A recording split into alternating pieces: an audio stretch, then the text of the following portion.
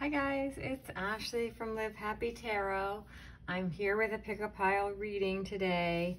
Let's see, let's put some fun things on top of our piles. I'll put an elephant. Well, I can't put another elephant, that wouldn't work out. I will give you my blue Buddha.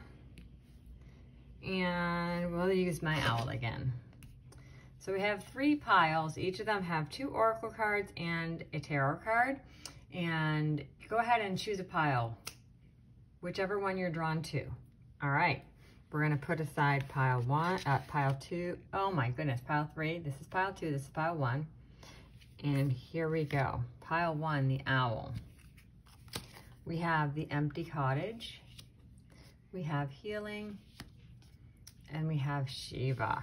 Okay, so the empty cottage is card number 11 in the major arcana. That is from, ooh, what deck is it again? The Harmony Tarot. And this is, it replaces the card Justice in the major arcana. And let's take a look at the card. So this cottage looks kind of derelict, maybe abandoned. It looks kind of scary and sad, right? So this is a card of loneliness, of possibly any of those negative feelings that fear, jealousy, anger, any of those things that we feel that might not make us feel very good, right?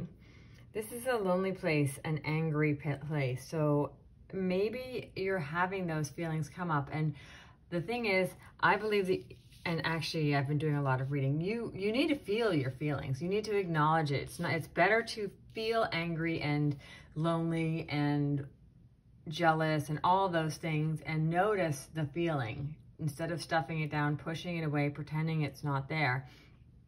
But then you need to kind of let it flow through and release. And that's what, then we come to this healing card. That's exactly what this card is telling you. You need to, or you may need a time of healing. It may be a time where you need to honor those feelings, allow for the feelings, dwell in the feelings, but then let them go. How do we do that? I don't know. It really depends on you.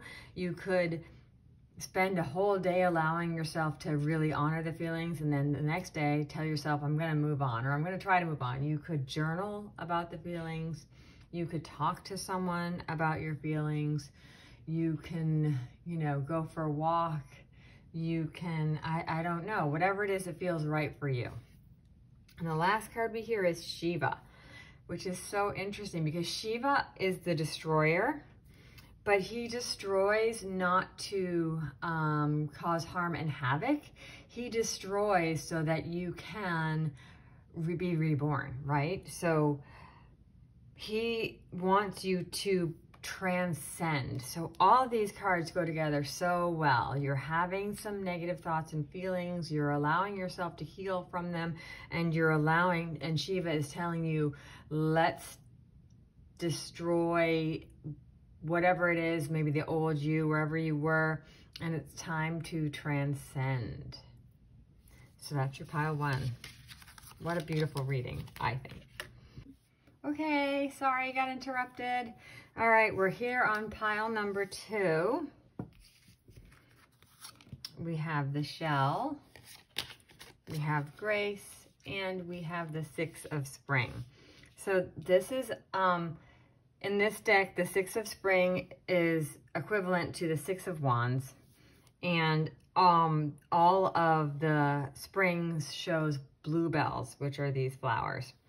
So the 6 of spring, this is a card of moving forward, perhaps a card of growth, or it's a good time for maybe some changes in your life. It's a pretty happy card, or not happy, but like positive. That's what I mean. More is a positive card. It's a good time for, it's spring. So things are growing, things are changing, and it's a good time for that. And then we have grace. And this card, so what is grace? Grace is when you have compassion, when you allow for things to happen I feel like this card goes with this card, as in, if you move forward with grace, and not like grace as in you're super graceful like a ballerina. I mean grace as in with compassion, with that feeling of allowing, without pushing. So there's a difference between when you are trying to achieve something and all you do is push towards it, and sometimes you don't notice the synchronicities or other gifts perhaps that the universe is giving you. I don't know how to say, for example, I'm moving towards like my children, you know, doing well in school. So all I do is hound them, make sure that they do their homework, double check their homework, correct them, instead of like having some grace and allowing them to learn on their own. And maybe that's not the best example. It's really hard to explain. Read the Surrender Experiment. This reminds me of Mickey Singer. He always talked about having, instead of pushing always for the results that you want, allowing the universe to give to you what is coming up next. And instead of having attachment so much to the outcome of things, allowing for what comes to you. And I feel like these go together well. It's a good time for change, and if you allow the change to come with grace, you can really allow some things to flower, and maybe not in the exact way that maybe you pictured, but maybe better. And then we have Shell, and it says right here, express the soul's authentic vibration. And in the guidebook, when I was looking this up, it said, did you know that when you listen to a shell, it doesn't sound like any other shell? And so this card is reminding you that you have your own authentic vibration. You are unique. So again, all these together, you allow for your uniqueness, allow for that change to come with grace, and be your authentic self. Don't try to be something that you're not. And that is pile number 2. And then we have pile number 3 with my little blue Buddha. And we have the four of Autumn, the Go Beyond Karma, and the Shakti card. Oh, let me put them in so you can see them. Okay, so Autumn in this deck are swords, and the 4 of swords or the 4 of Autumn actually is a card that indicates maybe you need some healing. In this card, in like traditional Rider-Waite-Smith, I think that's where they show the person kind of off alone and meditating, it looks like. This is a good time for you to spend time mending whatever it is that you're feeling that you need. Maybe it's just some time alone. Maybe it's some quiet time. Maybe it is some sort of health thing that you need to worry about or that you're working on. And then this card right here, Go Beyond Your Karma.